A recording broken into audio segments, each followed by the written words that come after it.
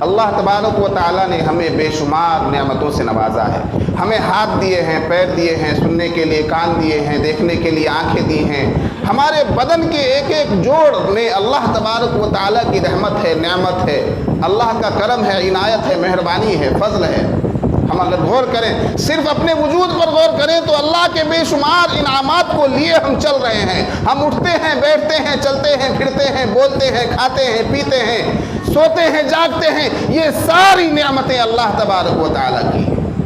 لیکن سب سے بڑی نعمت اللہ نے ہمیں ایمان کی دولت سے نوازا. اس لیے کہیے ایک مرتبہ الحمدللہ.